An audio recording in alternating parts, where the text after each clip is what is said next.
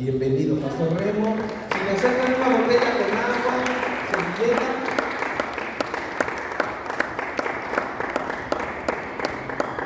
Muchísimas gracias.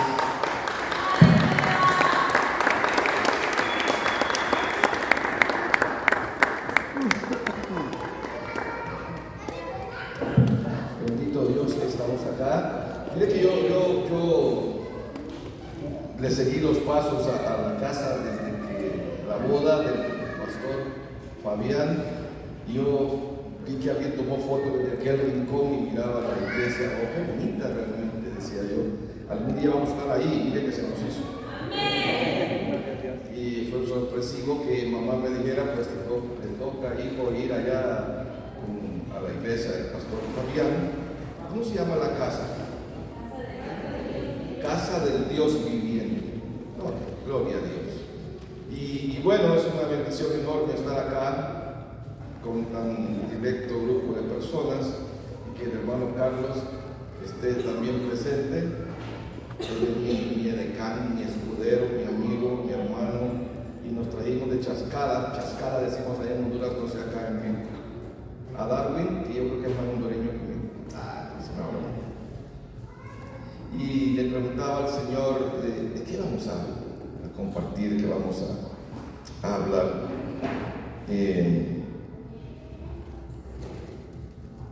Yo no lo tengo claro, pero el Señor sí lo tiene claro. Quiero dejarme de verdad guiar por el Espíritu Santo. Ese es mi anhelo más grande, que todo lo que hagamos seamos guiados por el Espíritu Santo. Y ese es el anhelo más grande del Señor, que nos dejemos guiar por Él. Y es uno de los retos, los desafíos que como iglesia del Señor tenemos por delante. Ahorita venía impresionado con mi hermano. Yo no pensé que iba a ver a mi hermano David, pero fue sorpresa anoche verlo allí y que nos iban a traer hasta acá. Siempre me impresiona el tamaño de la Ciudad de México, ¿verdad, hermano Carlos? Pero tenía mis confusiones en cuanto a qué va aquí, qué va acá, y pasamos por Ciudad Neza, ¿no? Netzahualcoyotl, eso es. ¿Perdón? Netzahualcoyotl. Y yo, esos nombres mexicanos me traban la lengua. Y luego llegar a Ecatepec, no sé si hay más alrededor, creo que sí, ¿verdad? Tlalnepantla, eso es. Qué bueno, de verdad que amamos México. Hermano Carlos estudió en la ciudad de Monterrey hace como 1000 años, pero bueno. Y amamos México, de verdad que sí. Es una nación hermana. Yo creo que después de hondureño soy mexicano. ¡Aleluya! Sí, yo creo que sí. Pero bueno, meditaba mientras venía por acá un poquito acerca de dice, yo soy arquitecto, ¿sabe? Y todo lo relaciono con diseño. Todo, aún mis prédicas se basan y yo me enfoco mucho en el diseño. Cuando alguien pide hacer una casa o quiere hacer una casa, contrata a un arquitecto que le haga el diseño, ¿sí o no? Como cuando alguien se enferma, contrata al doctor Darwin, que es el mejor de México, creo yo, para que le evalúe, ¿sí o no? Y le diagnostique y le recete lo que tiene que tomar el medicamento. Igual el arquitecto hace un diseño, lo tiene ya en la cabeza, lo plasma en el papel y de repente pues ya está ahí. Hay que hacer todos los requerimientos posteriores al diseño para que ese diseño tenga validez. Y un poquito de eso compartimos en el PAMEX, este fin de semana. ¿Y por qué le hablo de esto? Porque creo, es más, estoy seguro que el diseño de iglesia, y no hablo de 4 o 5 paredes de edificio, hablo de iglesia, esa que no fue hecha de manos humanas, que tiene Dios en su mente, todavía no la alcanzamos a visualizar como Él necesita que lo hagamos, ¿sí? todavía estamos como haciendo algún tipo de actividad que cuando evaluamos lo que la palabra dice no se parece en nada a la iglesia que está en la mente del Señor. Platicábamos con el apóstol Ronnie Chávez hace unos años atrás y él contaba en uno de sus libros que Dios le permitió subir al cielo y ver la adoración que se hace en el cielo. Y cuando él bajó a la tierra de nuevo, algo así como lo que le pasó al apóstol Pablo cuando subió al tercer cielo, ¿sí? Y dijo, cuando vio la alabanza, la adoración en la iglesia, dijo, pero Dios mío, ¿qué es lo que estamos haciendo? No se parecía en nada a lo que estaba pasando en el cielo en cuanto a adoración. Porque de repente, cuando escuchamos que los ángeles de Dios están haciendo una labor específica en ese ámbito del cielo de Dios, nos imaginamos que se parece un poco a lo que hacemos en la tierra y no tiene nada que ver. ¿Por qué sucede eso? Porque por esa tendencia, por esa inclinación que tenemos a terrenalizar o a humanizar lo del cielo en la tierra, a pretender que lo del cielo lo podemos terrenalizar o humanizar y nada que ver. Y yo creo, mis amados, que estamos llamados a ser en este tiempo es particularmente crucial, importantísimo para poder conectarnos al Señor de manera que esa conexión con el Señor nos cambie la vida. De repente tenemos una relación con Dios. Y escuché hace poco a un predicador que llegó a Muna, allá en nuestra casa en La Lima, y él decía, está bien que nos relacionemos con el Señor, pero necesitamos estar conectados al Señor. Yo me puedo relacionar con mi hermano y tenemos un tipo de relación, pero cuando yo me conecto con él, lo que sucede es que él empieza a conocerme a mí y yo comienzo a conocerlo a él. Dios no quiere que tengamos información de él, sino que le conozcamos, pero como él quiere conocerlo, que lo conozcamos. De repente pretendemos conocer a Dios de la manera como yo quiero conocerlo, pero creo que nuestra aspiración máxima debería de ser conocerlo como Él quiere que nosotros lo conozcamos. ¿Y cómo conozco yo a Dios? Hace poco el joven que estaba ministrando, ¿cómo se llama? Que estaba dirigiendo la alabanza, ¿no? David. Ok, David. Hablaba y mencionaba la presencia. Y qué hermosa es la presencia. Cuando yo estaba ahí sentado, dije, no hay mejor lugar en todo el universo para estar que su presencia. ¿Sí? Y cantamos y predicamos de la presencia y hablamos de la presencia y de repente estamos en la presencia. Pero ¿qué es la presencia? La presencia es cuando Dios está presente, porque qué triste sería venir a la reunión, que todos estemos presentes, pero que Él no esté, ¿sí o no? Necesitamos que Él esté presente porque todo es para Él y todo es por Él. La adoración es clave. Es uno de los instrumentos para hacer bajar el cielo a la tierra. De hecho, la labor que Adán y Eva hacían en el huerto era labrar la tierra. La palabra labrar, su origen es adorar, tiene que ver con adoración. A veces nos imaginamos, por esa tendencia nuestra de terrenalizarlo todo, de humanizarlo, que Adán y Eva estaban labrando la tierra con un asadón, con un pico. Y cuando usted va y estudia qué es lo que verdaderamente tiene que ver la palabra labrar con lo que ellos hacían en el huerto, se da usted cuenta, amado de mi corazón, que lo que ellos hacían era adorar.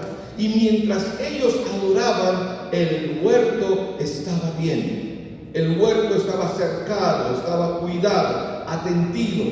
Todo estaba caminando conforme a como Dios había dicho que debía de de caminar, de vivir, de funcionar. Le repito un poquito lo que usted quizá ya sabe. El huerto de Edén, donde vivían Adán y Eva y todos los animales que menciona la palabra del Señor, era el cielo y la tierra. Todo estaba bien, ahí era todo perfecto. En el huerto de Edén no hacía ni frío ni calor. No había matorrales, la grama no crecía más de quizás 5 centímetros. Era un clima perfecto. De hecho, ellos andaban desnudos, estaban en ese ámbito de la presencia de Dios, tenían acceso a Dios, adoraban a Dios. Y el diablo lo sabía. Sabe que el diablo siempre quiere que nosotros le hagamos a él lo que le hacemos a Dios. Por eso fue expulsado del cielo. El diablo, el diablo no quiso ser igual a Dios. No es pecado querer ser igual a Dios. De hecho, mi anhelo más grande es querer ser igual que mi Padre. Yo quiero ser como Él es. El problema del diablo fue que quiso estar más arriba de Dios. Y eso le significó que no el Padre, sino el cielo lo expulsara. Es porque en el cielo no puede haber nada que no sea de la misma naturaleza del que lo habita. ¿Sí me está entendiendo? Entonces, como él ya no era de esa naturaleza, el cielo lo expulsa. Por eso Jesús le dijo a los discípulos: yo miré un lucero que venía del cielo, que caía del cielo. Y usted ya sabe dónde terminan los luceros, ¿verdad? A veces nos creemos luceros en la iglesia, pero ojo, no nos creamos luceros, somos hijos del Dios Todopoderoso. Entonces, amados, qué importante es nosotros entonces relacionarnos con el Señor a través de que yo estoy conectado con Él. Y esa conexión, aleluya, y mire que siento la presencia del Señor, me permite a mí tener acceso no solamente a Dios, sino a todo lo de Dios. Cuando Adán y Eva son expulsados del huerto, echados fuera a un ámbito totalmente diferente, hostil totalmente. Sabe que el huerto era un área delimitada, y afuera del huerto había otra historia. Nunca se lo había imaginado, pero es usted, ¿verdad? Pero de verdad, ¿por qué? Porque Adán y Eva fueron sacados del huerto a ese otro ámbito que no era el huerto. ¿Sí me captan? Entonces, ese otro ámbito allá afuera ya no se parece al huerto. Cuando ellos comen del fruto que no debieron haber comido, más bien desobedecen la instrucción del Padre Dios. Entonces ya no pueden seguir habitando ese lugar de gloria, de presencia de Dios. Y el lugar mismo, como era Dios, lo saca. Lo mismo que pasó en el cielo, con Luzbel. ¿Sí? El cielo lo expulsa, pero el huerto también los expulsa. Ya no pueden, con la naturaleza que tienen ahora, seguir habitando ese sitio de gloria. Ya sé por dónde va el pastor. Amados, qué importante es para Dios, porque Él entiende esto, que nosotros nos relacionemos con Él en medio de un ámbito en el cual Él, aleluya, Él es Dios, y nosotros ya no somos su creación, somos sus hijos y sus hijas.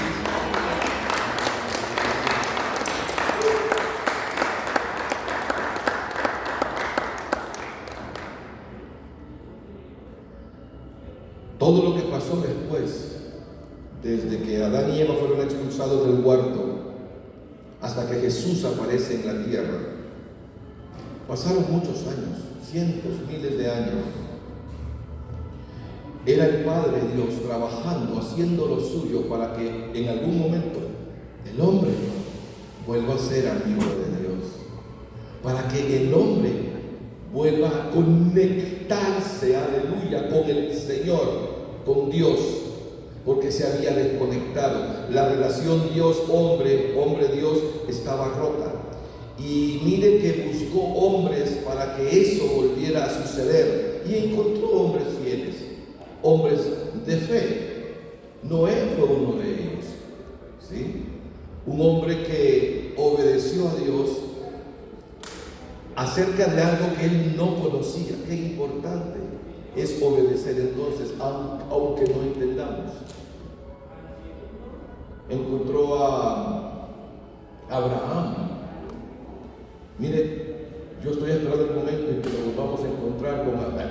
No nos hemos encontrado, pero nos vamos a encontrar en ese momento con Abraham. ¿Qué tipo realmente? Para mí es impactante todo lo que pasó, y todo lo que vivió, y todo lo que estableció. Dios le dio a él directrices también, y él estuvo dispuesto a cumplirlas. Dios lo saca de una tierra de paganismo, de idolatría, y le da una instrucción, le da una promesa, lo que hablábamos en la Epamex. Y voy rapidito para llevarlo a usted a un punto muy particular. Y le da instrucciones, y luego le dice: te voy a hacer padre de multitudes, cuando él no podía tener familia. Él estaba imposibilitado. ¿Por qué? Porque ya era viejo, ya era alguien muy avanzado en edad. Su esposa, que debió haber sido una mujer muy hermosa, también estaba avanzada en edad, y de paso era estéril. Nunca había podido ser madre de hijos. Y entonces Dios le da una instrucción y le da una promesa.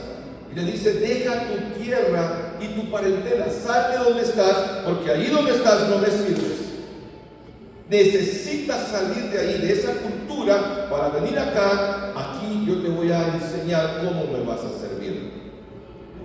Amado de mi corazón, y viene y lo hace. No te lleves a nadie, le dijo. Deja tu tierra, deja tu parentela. Pero se llevó a su sobrino y a su papá de paso, cuando Dios le había dicho que no lo hiciera. Bueno, no me voy a meter en el asunto de que hasta que se separó de ellos, la promesa comenzó a fluir. A donde lo quiero llevar es que ese hombre, Abraham, tuvo un corazón que se conectó, aleluya, de tal manera al Señor, que Dios conocía de tal manera el corazón de Abraham, que estaba seguro que Abraham iba a hacer lo que él le mandase. Y esa es la clase de naturaleza que Dios está buscando en cada uno de nosotros, poderse conectar y relacionar en esa dimensión de que estemos dispuestos a hacer lo que Él nos mande. ¿Sabe cuál es el problema de nosotros? Siempre queremos hacer lo que queremos nosotros. Siempre. Y necesitamos quitar ese chip de nosotros para volvernos a relacionar con el Señor de esa manera específica, de conectarnos con el corazón de Él para saber qué es lo que Dios ve, qué es lo que Dios está viendo, qué es lo que Él quiere. Y yo me gozo muchísimo porque estamos acá esta mañana, y yo quiero hablarle un poquito también de que fuimos diseñados por Dios para tener intimidad con Él. A veces le pedimos cosas a Dios. A veces le pedimos que nos dé esto, que nos dé esto otro, que nos dé esto acá. Pero cuando Él nos pide algo, no estamos dispuestos a dárselo.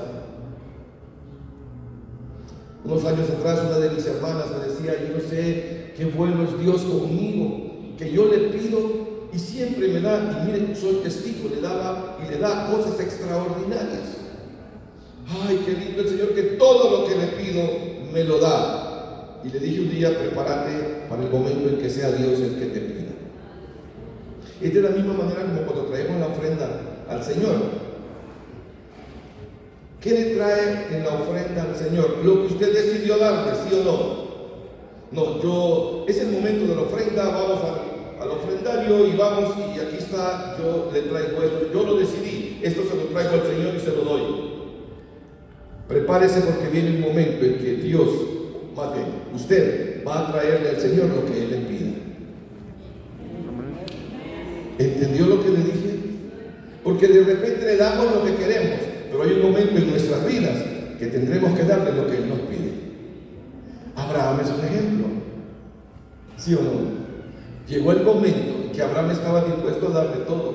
Ok, vamos a ver, dame tu hijo, lo que más amas. pero ¿cómo me da su hijo para luego quitármelo? Dámelo. ¿Sabe, hermano, qué lindo es que cuando Abraham estuvo dispuesto a darle su hijo a Dios como él se lo pedía, le abrió el camino a Dios para que llegado el momento también Dios estuviera dispuesto a darnos a su hijo, lo más amado a nosotros, para que él nos salvara? Lo que Abraham hizo fue tan trascendental, de tal manera que provocó que Dios, que el cielo mismo, se despojara de lo más amado, su Hijo Jesucristo, para que viniera a la tierra a salvarnos a ustedes y a mí. ¡Qué hermoso! ¡Qué hermoso! Todo lo de Dios es bendecirnos. ¿Pero qué es bendición? Si yo le pregunto a algunos de ustedes, ¿qué es la bendición? Y de repente podemos medir la bendición naturalmente, porque Dios me ha bendecido con un trabajo, a la iglesia con un equipo hermoso de sonido, con un edificio, nos ha bendecido con sillas, en fin, a mí me ha bendecido con una esposa hermosa, ¿verdad, hermano Carlos? Sí, hermosísima. A don Carlos lo ha bendecido también con una esposa extraordinaria, hijos lindos, hermosos, que sirven al Señor. Amado mío, pero la bendición de Dios no se circunscribe a solo eso.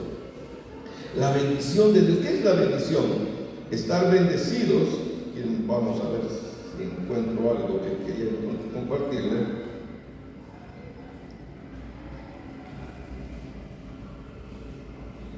Estar bendecidos es estar plenos. Estar bendecidos es que no nos haga falta nada. Estar bendecidos es saber que por cuanto yo soy bendecido, aleluya, yo también estoy puesto para bendecir a otros. A veces podemos medir la bendición y quedarnos muy cortos, porque Dios no es que nos va a bendecir, ya nos bendijo. Ya nos bendijo y dice que nos bendijo con toda bendición espiritual. Hace poco compartía con unos hermanos allá en la iglesia en San Pedro Sula acerca de la importancia que tiene de caminar con Dios. Sabe que muchas veces queremos relacionarnos con Dios de una forma muy superficial, muy casual, y tener relaciones casuales. Yo me relaciono con el hermano David. ¿Cada cuánto, hermano David? ¿Hace cuánto no lo veía? 4 años, tal vez 2 de pandemia, más uno más y luego otro. Esa es una relación casual. Nos vemos por casualidad, casualmente, pero a veces pretendemos relacionarnos con Dios de esa manera, muy superficialmente. Y Dios no necesita que nos relacionemos con Él superficialmente. Él quiere una relación de Él con nosotros y nosotros con Él. Y cuando el pastor decía, me quedé corto, yo quería compartir tantas cosas en la Ecomex, pero el tiempo apremiaba. ¿Y sabe a dónde quiere llevarnos el Señor con todo esto de relacionarnos con Él? En la dimensión correcta, de la manera como Él necesita y quiere relacionarse con nosotros y nosotros con Él. Que caminemos en unidad. El secreto de Jesús para ser exitoso y estar sentado ahora mismo donde está, en el cielo, en la gloria misma, es que caminó en unidad con Dios. ¿Sabe que en el capítulo 17 del libro de Juan, Jesús le dice al Padre, y para mí ese es el lugar santísimo de la Biblia, créame, es hermoso, usted lo lee otra y otra y otra vez, para darse cuenta de cuánto usted le puede extraer de bendición para su vida y su casa, en ese capítulo 17 del libro de Juan. Y le dice en una parte donde le dice, tú en mí y yo en ti, perfectos en unidad, ¿sí o no? Lo ha leído, ¿verdad? Yo en ti, tú en mí, perfectos en unidad, para así como tú y yo estamos siendo uno, ellos y yo también seamos uno. Dios necesita que seamos uno con Él, no casualmente, siempre. Diga conmigo, siempre. Dios necesita, amados, que nosotros nos demos cuenta que hay una manera como podemos vivir la vida, a la manera nuestra, pero hay otra que la podemos vivir a la manera de como Él lo establece en su palabra. ¿Por qué nos perdemos como iglesia? Porque estamos queriendo hacer las cosas como nosotros creemos que es lo correcto. Y de repente cuando alguien viene a decirme que no, que estoy equivocado, me resisto a corregir la manera como lo estoy haciendo. Y esa es una mala manera de vivir. Sabe que el modelo de iglesia que está en la mente de Dios es el modelo de Jesucristo. Jesucristo vino a establecer ese modelo de iglesia en la tierra. Por eso Jesús apareció. Después de 400 años, 430 años de silencio, no se oyó voz de Dios en la tierra. Dios no habló y el hombre no lo pudo escuchar. El hombre se apartó totalmente. ¿Qué es lo que se conoce como el tiempo del silencio? ¿Sí o no? 430 años de silencio. El cielo no se comunicó con la tierra. Hasta que viene el ángel y le dice a Elizabeth que va a quedar embarazada de Juan el Bautista. Otra que era estéril y con un esposo ya también anciano, sacerdote del Dios Todopoderoso. Y luego viene el ángel y le dice a María también, en realidad se llamaba Miriam, no se llamaba María, María ya es en griego, que va a quedar embarazada. Se empieza a escuchar voz del cielo en la tierra. Ese es el primer momento donde después de 430 años empieza a escucharse el cielo hablándole a la tierra. Amados, y comienza un tiempo en el cual todo se está preparando para la aparición del que iba a restablecer la relación del hombre con el Dios creador de todas las cosas. Lo que se perdió, amados míos, en el huerto, se iba a recuperar. Ahora yo le pregunto, ¿qué perdió el hombre en el huerto? La relación con Dios, conexión. ¿Qué más? ¿Sabe qué perdió el hombre en el huerto de Edén? La imagen. Se perdió la imagen. Ya el hombre no es imagen de aquel a quien representa. Ya no. ¿Qué perdió? Con la imagen perdió todo. Pierde la imagen. ¿Qué nos viene Cristo a devolver? La imagen. ¿Qué nos viene Jesús a devolver? La imagen que se perdió en el huerto miles de años atrás. Él dijo: yo soy la imagen visible del Dios invisible. ¿Sí o no? ¿Qué dice la palabra? Si me ven a mí, lo ven a Él. Cuando yo hablo de lo que lo oí a Él hablar. Y cuando me miran a mí, yo soy como Él es.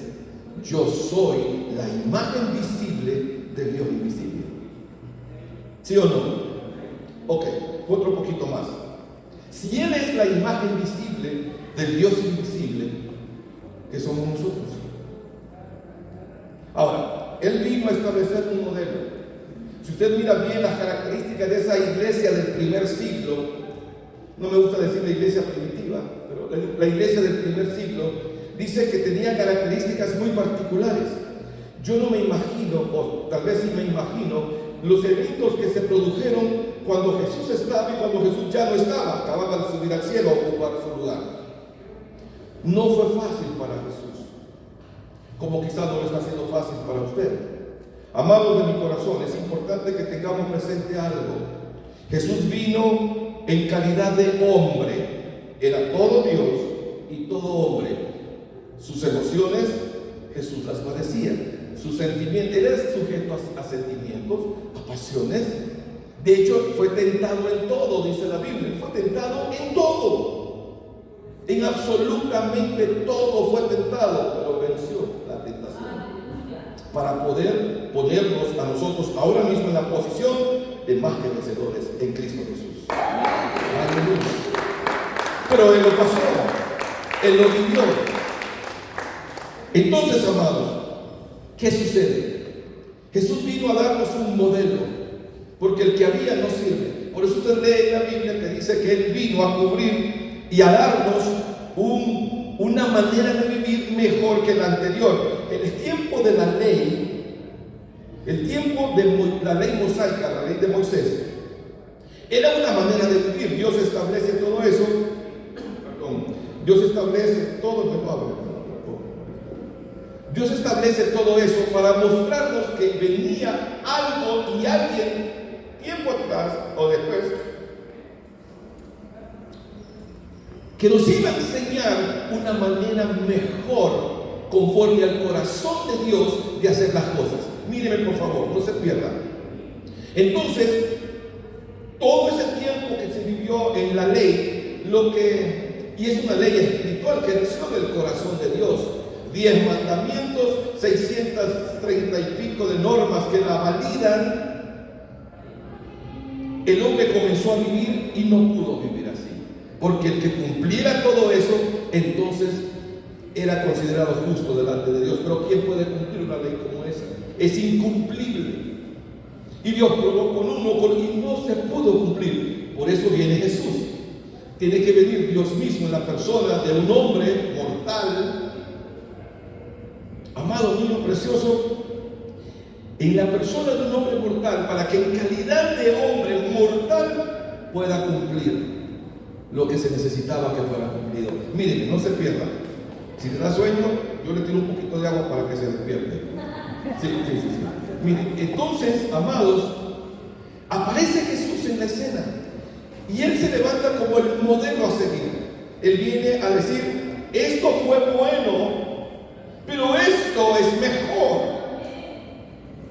Lo que vivieron todo este tiempo como pueblo de Israel en el desierto, yo traigo algo que es mejor.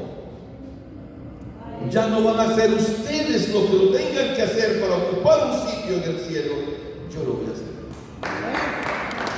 Yo lo voy a hacer.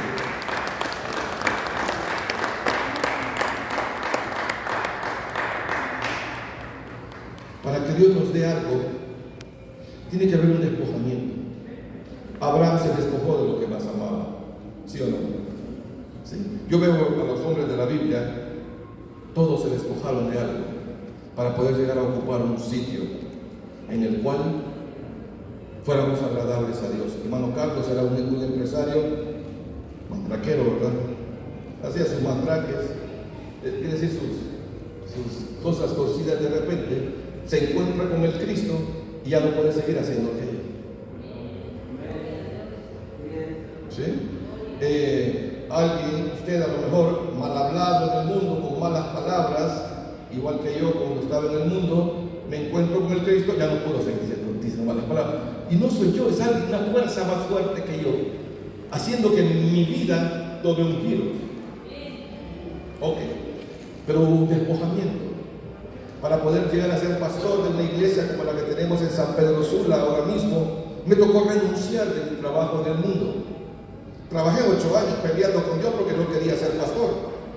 Mi hermana Emma me decía mamá, desde el púlpito, ahí tenemos al hermano Remo, decía mami, o a la mamá, decía, ahí tenemos al pastor Remo, al hermano Remo haciendo ladrillos para el faraón. Eso era en el púlpito. En mi casa tenía a mi esposa, ¿cuándo vas a renunciar? ¿Cuándo vas a renunciar? Y yo decía, es que Dios no me ha hablado a mí. Dios no me ha dicho que renuncie. Pero cuando yo escuché la voz de Dios una mañana de un 1 de enero que me dijo, ya es el tiempo. Mamá ya había puesto o instituido en esos días una escuela profética en San Pedro Sula. Y yo le comprometí con el Señor y le dije, Señor, está bien si tú me llamas a servirte como tú quieres que lo haga. Arranca la empresa donde yo trabajaba, arráncala de mi corazón y yo renuncio, no hay problema. Y sabe que Dios me tomó la palabra y lo hizo. Cuando me faltaba, mire hermano, le voy a contar un secreto. ¿Qué secreto en México, en Honduras no? Cuando el Señor me llamó al servicio, me dice hermana Emma, la mamá, me dice, quisiera que fuera a la escuela profética, era un lunes creo. Usted y Rosy, a ver, quiero que miren, quiero que estén allí. Sí, vamos a ir, le dije yo.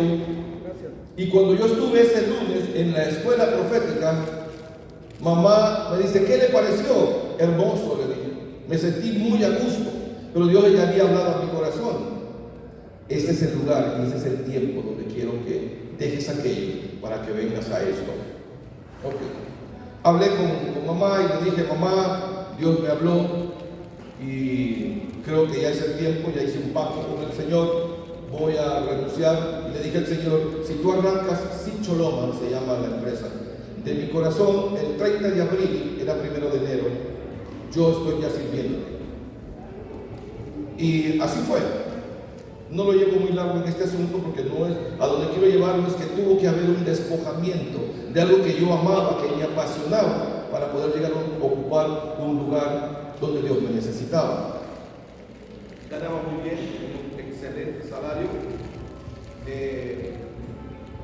tenía viajes, carro, combustible, los peajes los pagaba él, tenía todo. Mis hijos estaban muy bien, teníamos viajes al exterior con mi familia.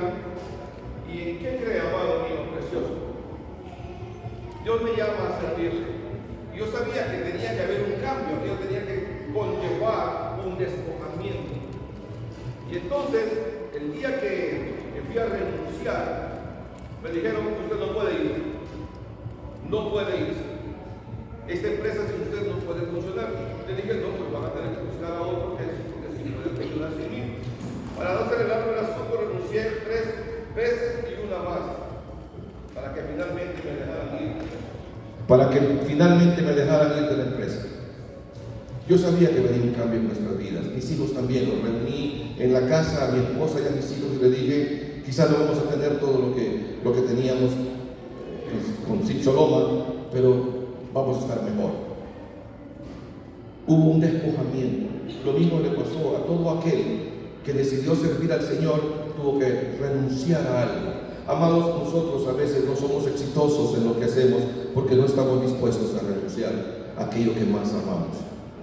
Póngale nombre usted como usted quiera. Abraham tuvo que renunciar. Ok, vuelvo al tema de Jesús.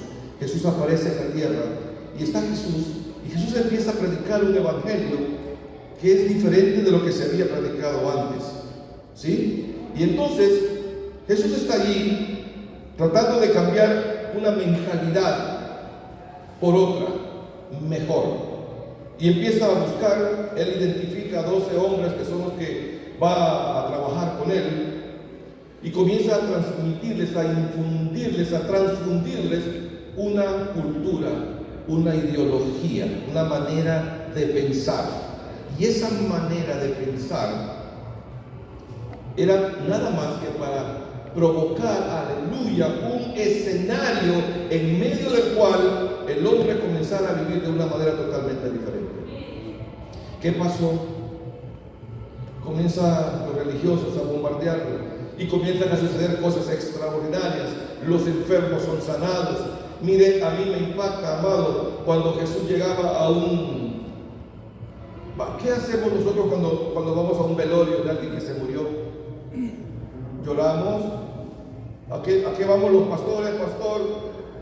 A darle el pésame, a solidarizarnos con el doliente, ¿no? Pues le tengo noticias: Jesús llegaba a resucitar al muerto. Mire, a mí me da vergüenza. El otro día decía el Señor: me da vergüenza tener que ir a darle el pésame, porque me acerqué al féretro y le dije: resucita, y no resucitó. Lo siento mucho, mira la partida del hermano, qué barbaridad. A eso vamos ahora, esa no es cultura de reino. Jesús llegaba a resucitar al muerto. Usted va a decir: no, pero es que hay momentos que ya es el tiempo que la persona parta. Totalmente de acuerdo, pero ¿y si no?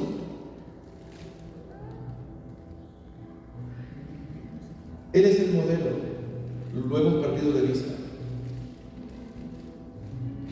Me impacta cuando yo me doy cuenta. Hace poco me decía un pastor de San Pedro Sula, que estaba enojado con otro pastor de ahí cerca, de un poblado cerca. Es que no lo puedo ni ver.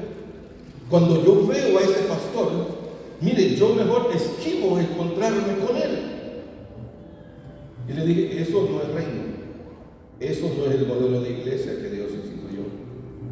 No se parece en nada. En la iglesia misma hay hermanitos enojados con ellos mismos. ¿Usted cree que ese es el modelo de iglesia que está en la mente y el corazón de Dios? Dígamelo, por favor. No. Entonces tenemos un modelo que no estamos siguiendo y necesitamos arreglarlo. Necesitamos, ¿cómo lo arreglo? Volviendo al diseño de Dios. Lo que Jesús vino a hacer es extraordinario, mis amados. Jesús vino a mostrarnos una manera de vivir que fuera del agrado del Señor, pero que se tradujera en bendición y en beneficio para nosotros como habitantes del planeta Tierra.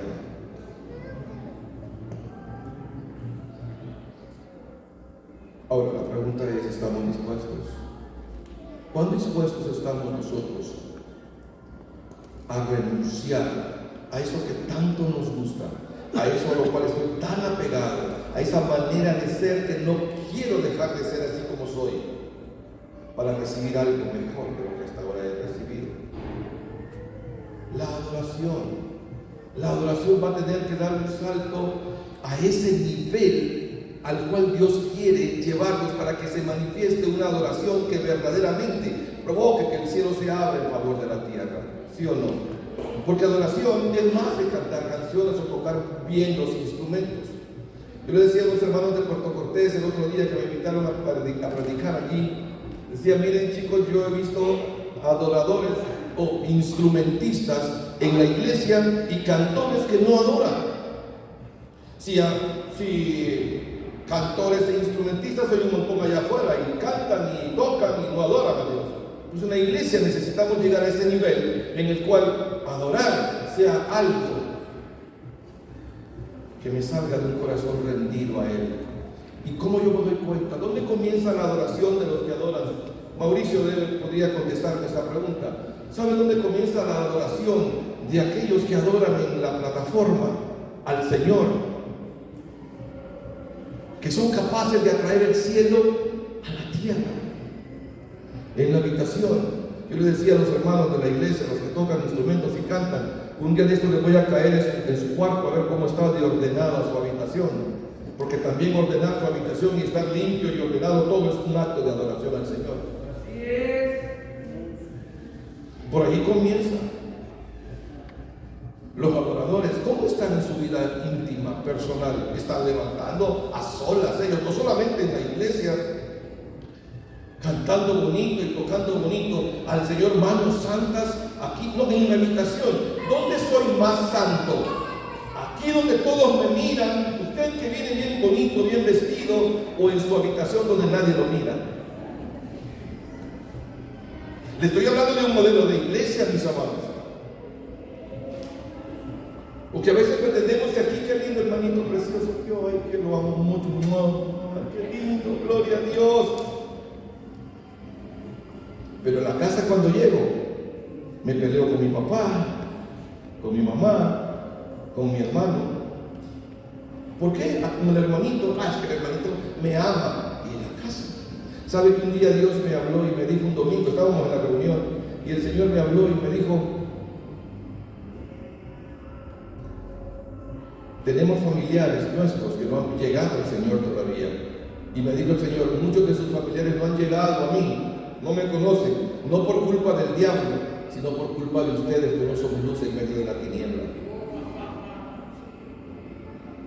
Nosotros somos responsables de ser lo que decimos del labio para afuera que somos. Somos la iglesia de Dios, somos los hijos y las hijas del Señor. Pero si nos hacen un examen muy íntimo, ¿calificaremos? Mire, el otro día Dios me habló y me dijo: viene mi ángel a verificar plomadas en la iglesia. ¿Qué es una plomada? Es un aparato para verificar cuán recta y derecha está la pared, ¿sí o no? La usan los albañiles. Pues el ángel de Jehová viene, dice, con plomada, no dice la palabra, con plomada, para medir cuán rectos estamos o cuán torcidos. Hay un modelo de iglesia que está en la mente de Dios, y de eso yo quería hablar, y le quiero hablar, y le sigo hablando esta mañana. Para que usted se haga un examen introspectivo, ¿califico con esa iglesia, ese modelo de iglesia? ¿Sabe por qué no calificamos muchas veces? Porque hemos quitado nuestra mirada de donde deberíamos estar enfocados. Ya no vemos a Cristo. Vemos las circunstancias, vemos los problemas, vemos a las personas, vemos las situaciones, pero no lo estamos viendo a Él. Y cuando usted y yo quitamos la mirada del modelo, nos perdemos. Yo siempre le cuento el ejemplo de uno de mi hijo menor, Danielito. que ahora tiene 15, ¿verdad? Danielito estaba haciendo una tarea hace años atrás, y una tarea y no le daba. Yo estaba en otra cosa, pero yo escuchaba que decía, puchica, decía, no me sale la tarea. Yo oía, pero yo estaba en mi rollo ahí haciendo un mensaje, hasta que dejé de hacer aquello cuando lo vi atascado a Daniel, y le digo, ¿qué te pasa, hijo?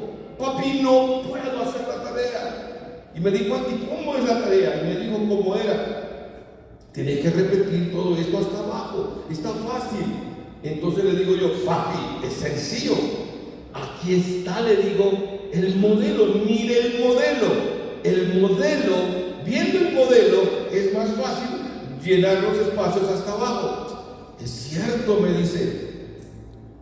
La maestra le había dejado en el encabezado de la hoja el modelo, como tenía que repetirlo hasta abajo. Y me habla el Espíritu Santo y me dice, así quisiera yo que vieran al modelo para que les fuera bien. ¿Sabe por qué no nos va bien? Porque perdemos de vista el modelo. Y cuando perdemos de vista el modelo, ya no somos como el modelo, somos como nosotros. Y necesitamos volver al modelo, enfocarnos donde Él necesita que nos enfoquemos.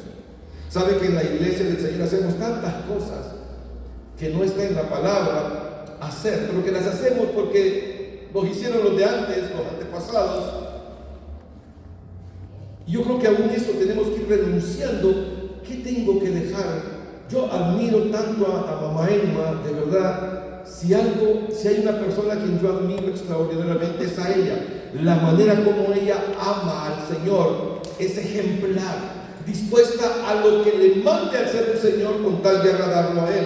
Ese ha sido mi ejemplo. Ese ha sido mi ejemplo.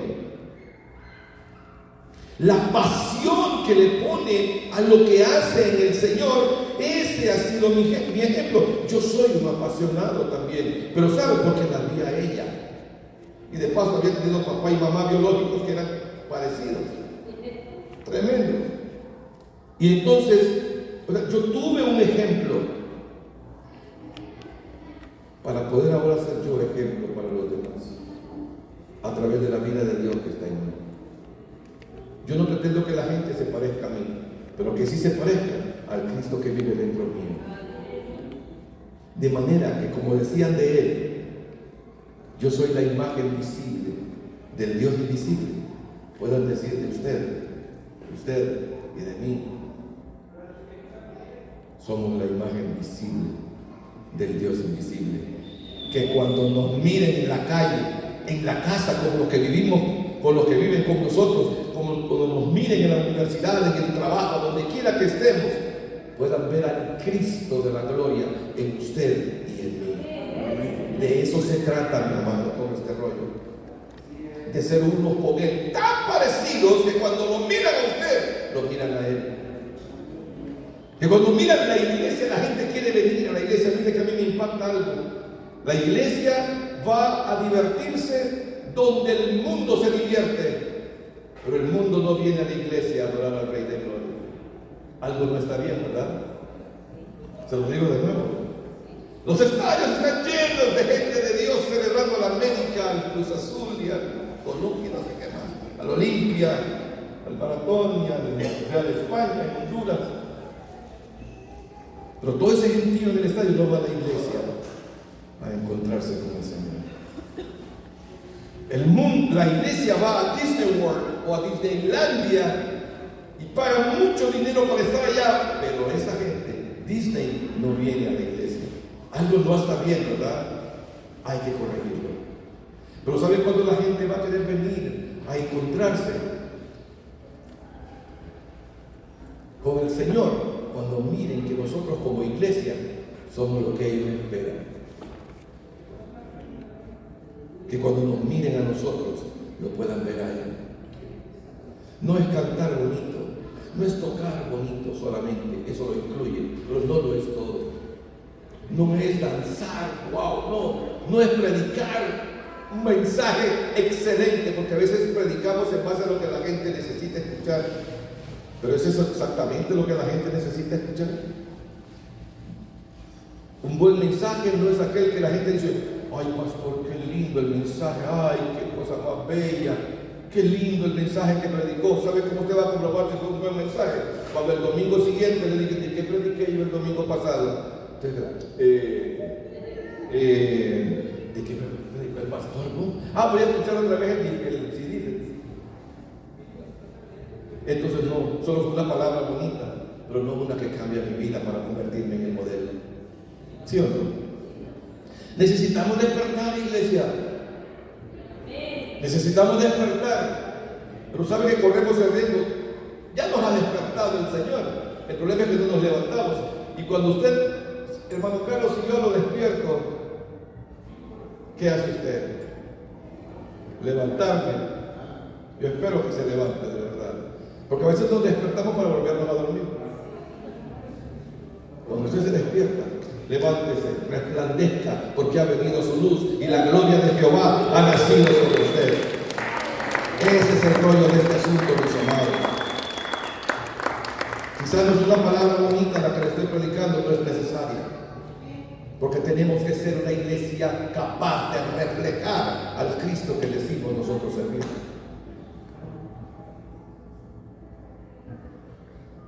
El éxito de Jesús.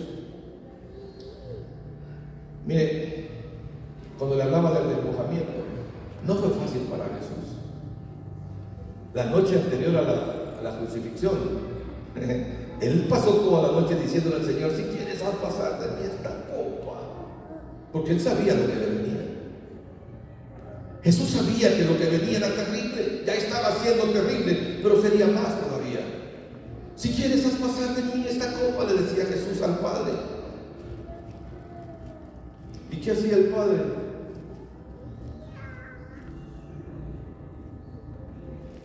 Si quieres haz pasar de mí esta copa, es muy duro. Y dice la Biblia, y usted lo ha leído, y por el gozo puesto delante de él, sufrió la cruz, murió. Yo me imagino al Padre poniéndole delante de él, como con su sacrificio en la cruz, millones de millones, recibiéndolo a él y viviendo como él vivió, entregando sus vidas al Señor. Y cuando Jesús ve aquello, yo voy a la cruz. Cuando tuvo el gozo de ver que millones con su sacrificio iban a tener acceso al cielo de Dios. Por eso dice la Biblia, por el gozo puesto delante de él sufrió la cruz. ¿Quién con ese ejemplo no lo hace, no? Entonces fue a la cruz. Y en la cruz, ¿por qué me has abandonado? ¿Y sabe qué hizo Dios?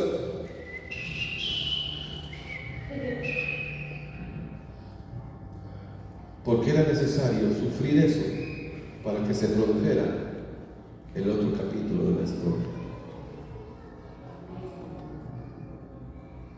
Dios sabía que Jesús iba a resucitar, que no se iba a quedar muerto. A mí me impacta cuando yo empecé a ver todo este asunto de la cruz, pastora, hasta tener una visión de verme a mí mismo allí frente a la cruz y verlo a él crucificado y decir, por revelación, yo soy el que merece estar ahí, no él. Amados, cuando Jesús muere, porque era humano, ¿recuerda que se lo dije? Hace poco meditaba en esto y decía que él dijo, yo soy la vida está en mí. Y cuando dice que él es la vida, no es la vida de solamente vivir, andar en el mundo haciendo cosas, trabajando, cantando, adorando. No habla de ese tipo de vida. Cuando él dice yo soy la vida, él es la vida de la vida. No sé si me entiende lo que le estoy diciendo. Es más que solo la vida, es la vida que origina vida. ¿Sí me entiende? No tengo otras palabras para explicárselo. Y cuando eso es así, cuando él es metido en la cruz, ¿sabe qué tremendo, amado? Que todo estaba preparado para que se produjera como se produjo. Aún sin tener tumba, alguien aparece y dice, yo doy la mía. Yo doy la mía. Métalo ahí. No era cualquier José de Arimatea, era un hombre que tenía la convicción plena en su corazón de que aquel no se iba a quedar muerto. Él iba a recuperar su tumba. José de Arimatea iba a recuperar su tumba, ¿sí o no? Porque él sabía que dentro de 3 días iba a resucitar. ¿Usted se imagina lo que pasó cuando Jesús resucita? Mire, a mí me impacta algo, amado. La transformación de Jesús cuando resucitó fue tan brutal, tan tremenda, que aún su cuerpo físico sufrió transformaciones. Ya no era el mismo Jesús que murió. O sea que cuando usted canta en la congregación, aquel que caminó sobre las aguas, como dice, está aquí caminando. Le tengo noticias, ya ese ya no está aquí caminando, porque el que está aquí con usted y conmigo es el resucitado, no el que fue muerto. Hay canciones que cantamos que hay que corregirlas, como cuando le damos la bienvenida al Espíritu Santo. No, hombre, si es el Espíritu Santo que nos da la bienvenida a nosotros, ¿sí o no? Necesitamos despertar. Jesús muere. Y yo meditaba y decía, quiere decir que porque por cuanto tú eres la vida, esa tumba no apestaba a muerto, porque era la vida. Cuando Lázaro muere, ¿qué pasa? Llaman a Jesús. Chica, le dice, mira que 4 días ya, bueno, lo vamos a levantar. No, ya hiede, ya apesta. Porque Lázaro no era la vida, pero él sí era la vida. Yo estoy seguro que la tumba de Jesús, cuando Jesús resucitó, no olía a muerte, olía a vida. Olía a vida.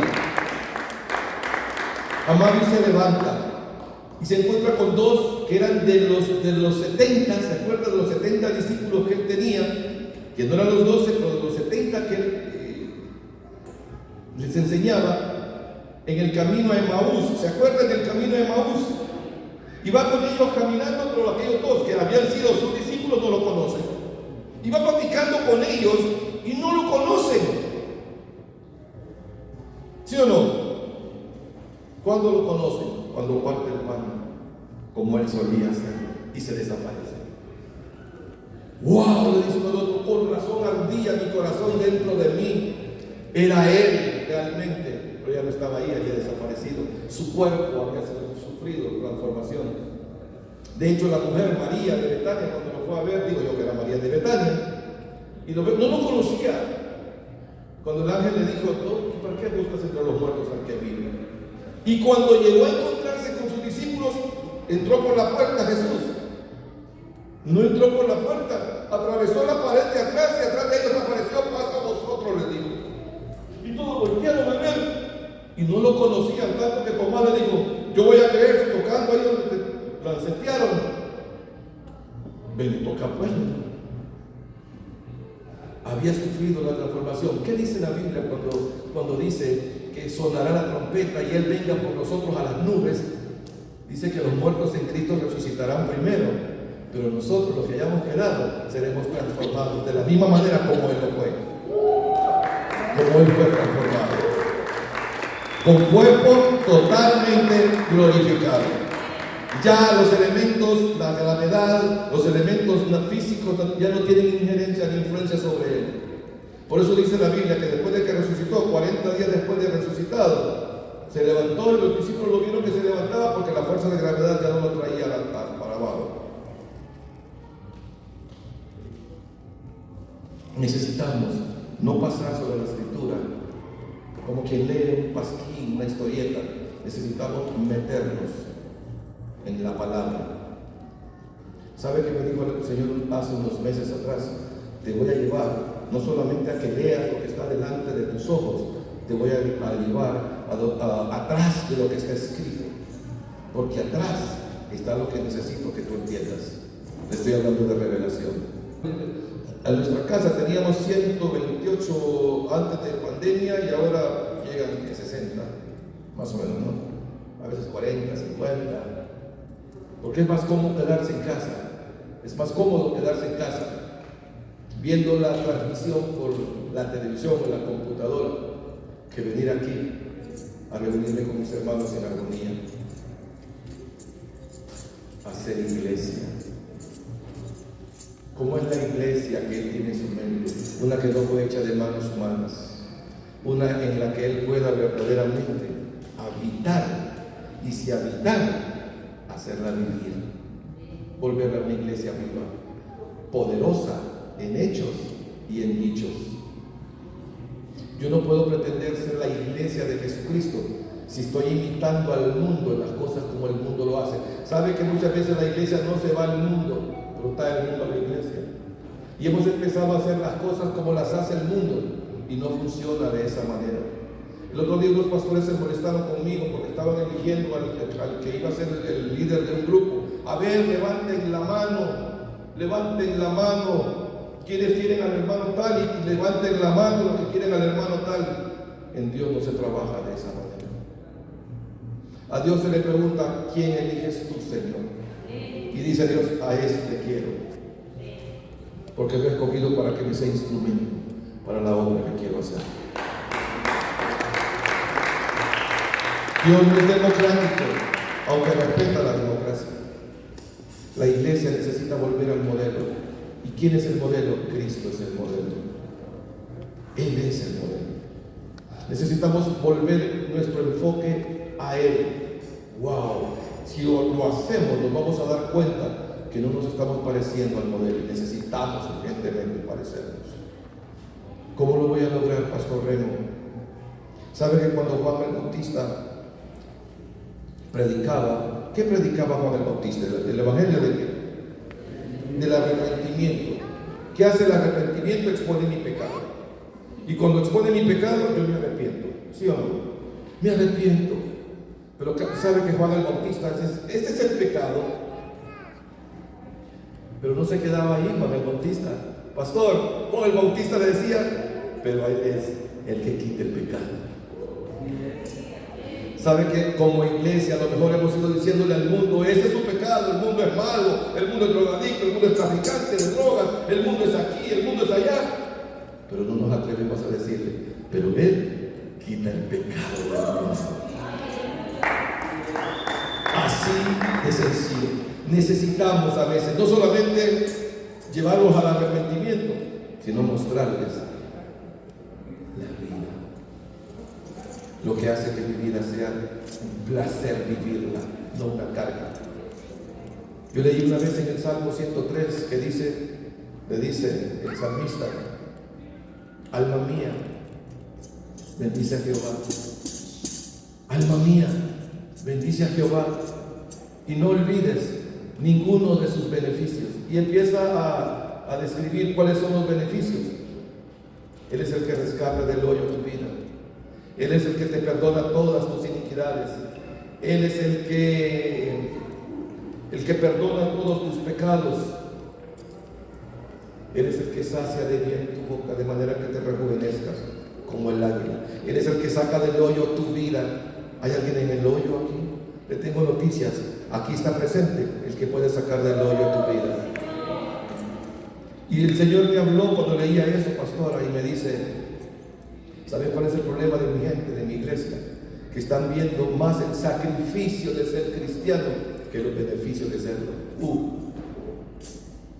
Porque solemos decir: ay, qué difícil. A mí antes que estaba en el mundo no era tan difícil. Ahora que estoy en el Señor es más difícil todo.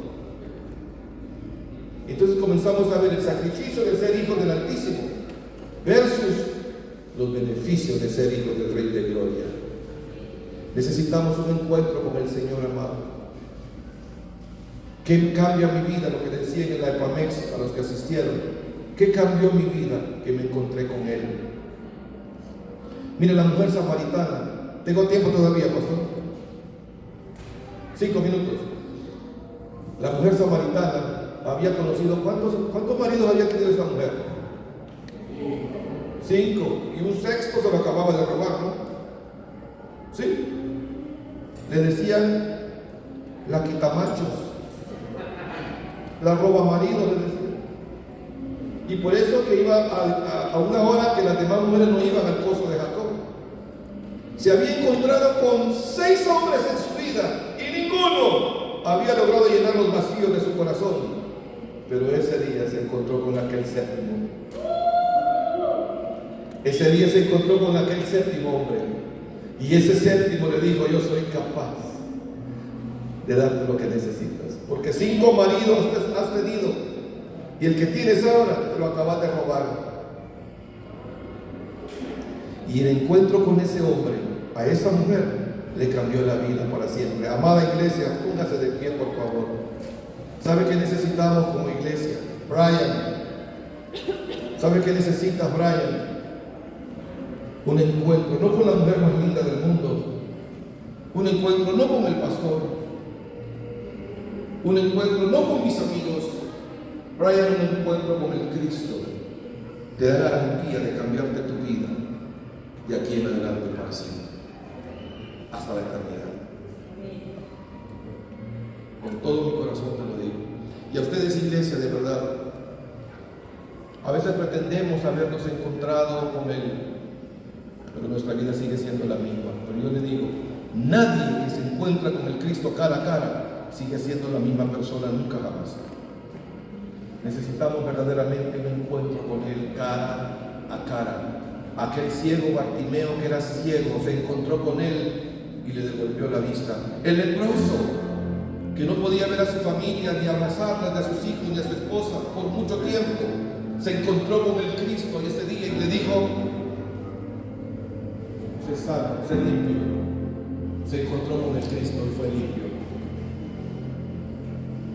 La mujer del flujo de sangre, 12 años botando sangre todos los días, a toda hora, se encontró con el Cristo y cesó el flujo. Emma de Sosa, Remo Morales, Darwin, Pastor Fabián, usted, ¿cómo era cuando estábamos sin Cristo? Se encontró con el Cristo y usted es responsable de seguir creciendo en el conocimiento de aquel que lo llamó de las tinieblas a su luz admirable. Amén. Amado mío, necesitamos reencontrarnos con el Cristo de la gloria para que nuestra vida se convierta en ese modelo de iglesia que Él necesita que nosotros seamos. ¿Sí o no? Lo necesitamos urgentemente. Alza sus manos a lo alto. Bendiga al Señor. Dígale: Padre, aquí está mi vida.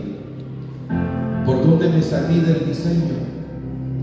¿Por dónde me salí de la ruta? ¿Por dónde comencé a caminar un camino que no era el camino? Porque hay camino que al hombre le parece derecho, pero el fin es camino de muerte. ¿Por dónde me escapé de tu mirada? ¿Por dónde pretendí esconderme de ti como lo hizo Adán en el huerto? Ya no quiero seguirme escondiendo, hacer las cosas a escondidas donde nadie me mira, pero de tu mirada no me puedo esconder. ¿Sabe? Cuando fui al baño hace un momento, en el baño Dios me habló y me dijo: diles que no se escondan de mí.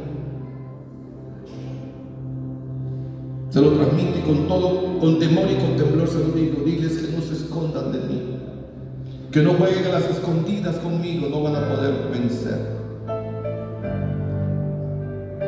Amado, se lo transmito con todo mi corazón, porque es necesario que aquí en Ecatepec se levante una iglesia capaz de reflejar al Cristo, y que la gente, cuando lo mire y los mire a ustedes, puedan darse cuenta que ustedes verdaderamente son la iglesia del Cristo resucitado. No de aquel Cristo que anduvo sobre las aguas, no de aquel Cristo que fue lanceteado y murió, no, de aquel que resucitó y está sentado en gloria y en majestad. Aleluya. Eso necesitamos ser. Entonces nuestra adoración va a cambiar. Entonces nuestra predicación va a cambiar. Entonces nuestras relaciones con las demás personas van a cambiar. Entonces voy a amar lo que Dios ama. Ya ve que yo no puedo estar enojado con mi hermano, o resentido, o molesto con él, porque estoy negando la vida de Dios en mí. Porque si Él lo ama, ¿qué hago yo no amándolo? Yo le dije un día al Señor: yo quiero amar lo que tú amas y amar lo que tú haces. Y si Él ama, ¿qué hago yo aborreciendo? Aborrezcamos el pecado, eso sí, pero no a lo que Él ha creado. aún los narcotraficantes, aún los mareros, los asesinos a sueldo, si se arrepienten, Él los va a perdonar. Pero usted y yo somos clave en ese cometido. Padre, yo bendigo esta casa. Yo bendigo este lugar de adoración y de alabanza, pero también un lugar de presencia. Y declaro, Padre, que esta casa asciende, sube a niveles de presencia supremos, no mayores, supremos.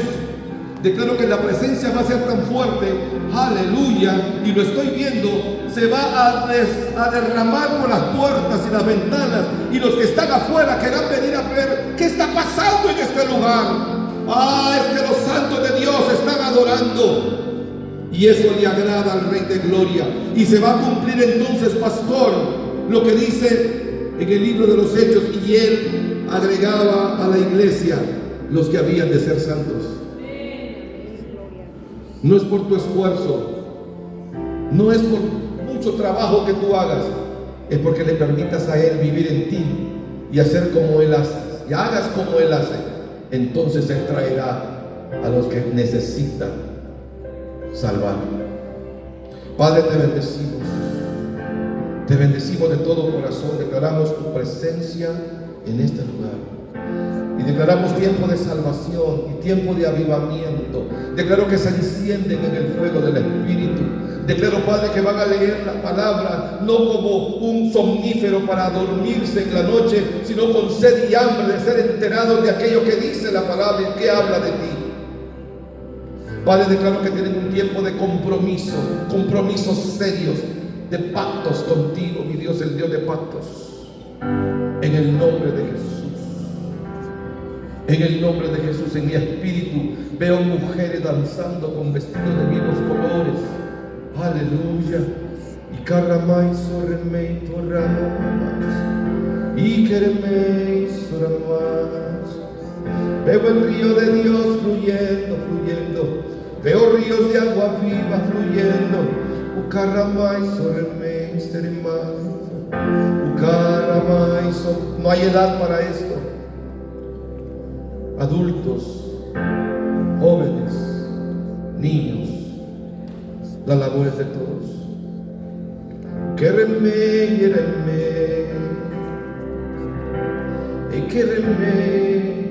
Dios lo está liberando en este tiempo. Ya comenzó, va terminado. De temores del pasado y de temores del presente, pero también de temores del futuro. Dice el Señor que lo necesita valiente. Hazte sus manos a lo alto, por favor.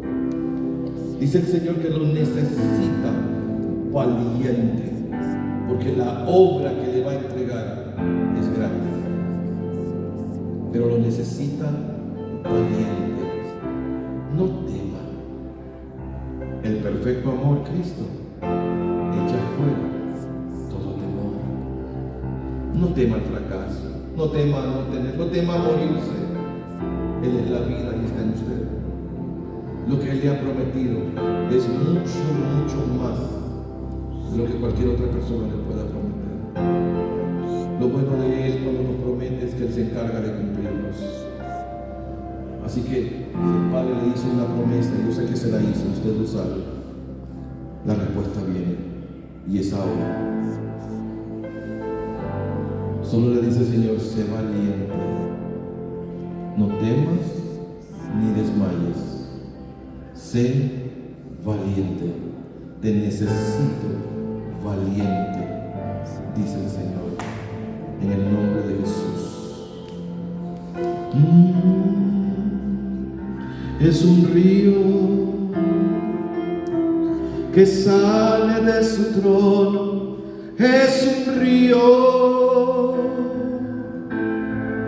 que fluye por los montes cuando llueve.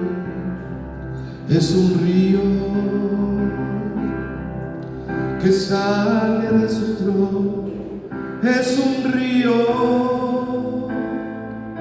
que ruge por los montes cuando fluye. Padre, que el río de vida tuyo llene este lugar.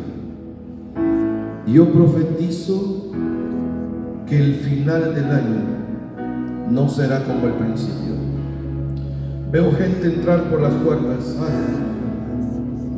con tal sed y tal hambre, con tal sed y tal hambre, que van a preguntar: ¿quién es el pastor aquí? Amado, pero no van a necesitar encontrarse con el pastor, porque si se encontraron con usted, se encontraron con el que ellos necesitan encontrarse, porque usted tiene dentro suyo palabras de vida eterna. ¿Cuántos dicen amén?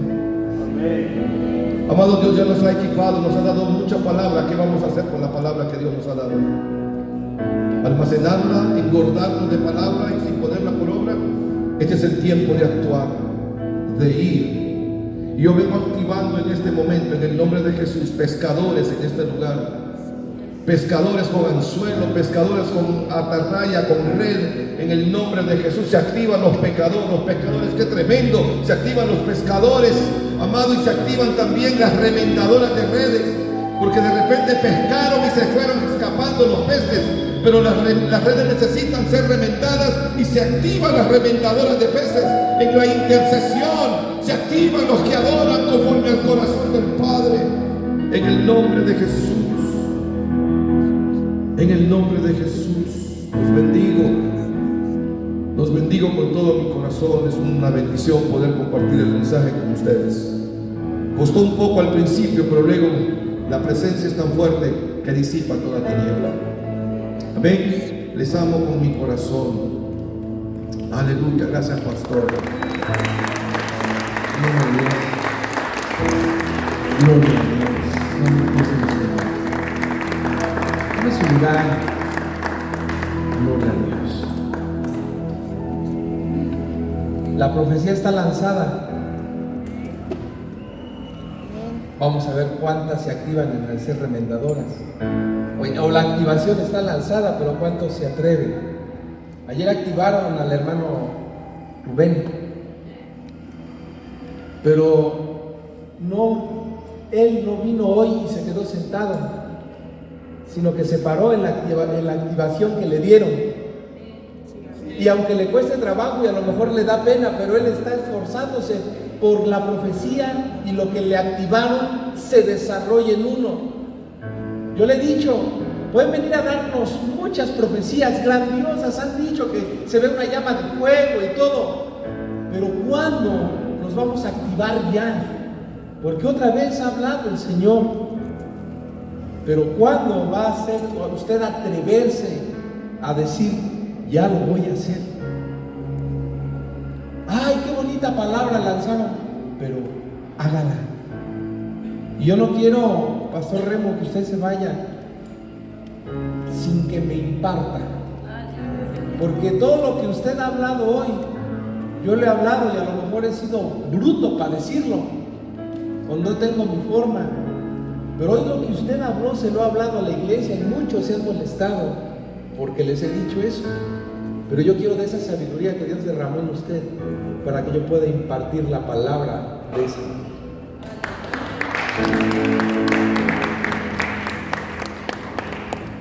Esa sabiduría, mi amado, viene a través del proceso.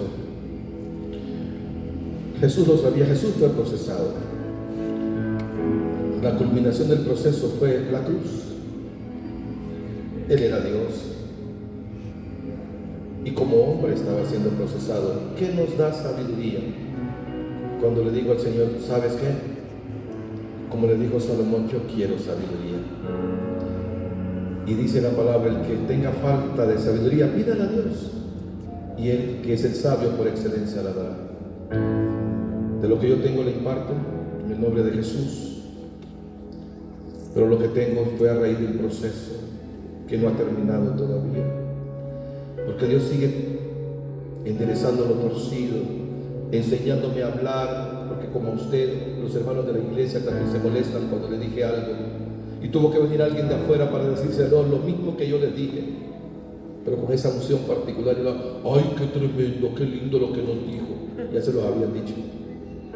Así que yo lo bendigo, pastor, porque puedo discernir un corazón sencillo y humilde, pero que la humildad se traduzca en ese nivel de bendición a través del cual no solamente la iglesia, sino los de afuera se dan cuenta